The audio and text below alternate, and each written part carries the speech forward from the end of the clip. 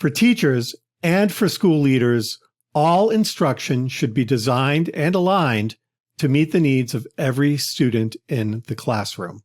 The curriculum planning hierarchy is what makes that possible.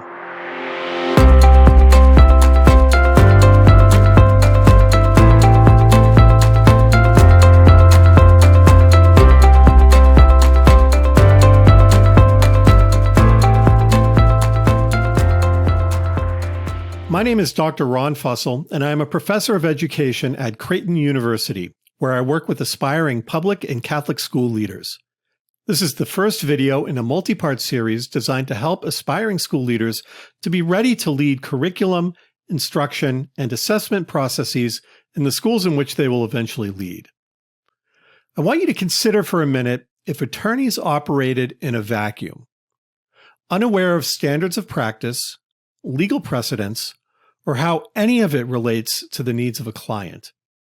It would be unlikely that a client would benefit from any legal support in this scenario. Or think about the field of medicine. If doctors and nurses were not aware of standard approaches to care, and as a result had to come up with everything on their own, we could safely say that the patient's needs would likely not be met. When we apply scenarios like these to the world of education, it becomes clear that we need a coordinated approach to curriculum design, one that helps teachers to navigate the labyrinth of state and national curriculum standards, to know what is important to teach, and to support the best interests of their students. The alignment between curriculum standards, the school's curriculum plan, and what happens in the classroom is called the curriculum planning hierarchy. When we think about the curriculum planning hierarchy, we can begin with standards. Developed at the national level, state level, or if you were in a Catholic school, perhaps at the diocesan or archdiocesan level, or even with religious order or other school networks. Curriculum standards establish goals for instruction for a given content area. They identify what students should know, understand, and be able to do by the end of each grade level or grade band. At the next level, we have the district level curriculum plan. This is something that we typically see in public school districts, but not so much in Catholic school networks, archdioceses, or dioceses. A district level curriculum plan is aligned with standards, but provides greater depth and clarity as to how the curriculum unfolds over the course of a given school year.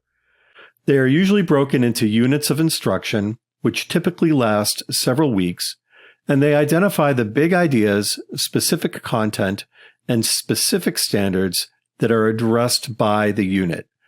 A district-level curriculum plan may also have common assessment strategies that are used across all of the schools in the school district. So as we drill down to the school level, one thing we should see is a school-level curriculum plan.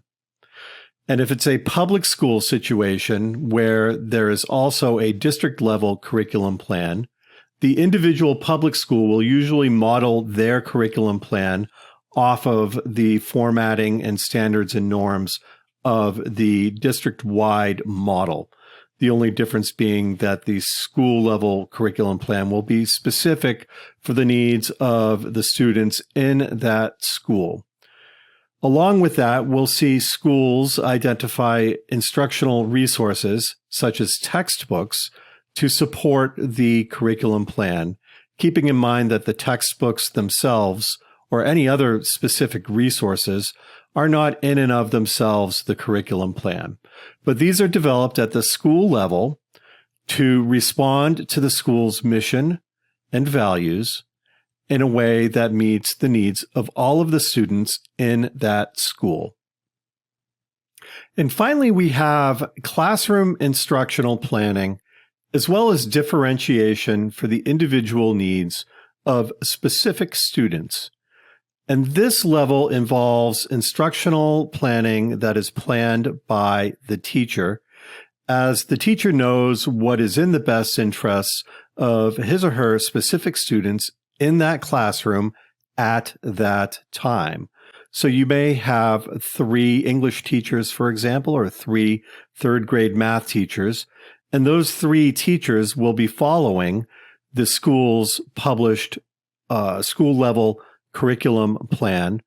But those 3 teachers know their students best and will implement that plan in a way that best meets the needs of the classroom and of any specific students that require differentiation.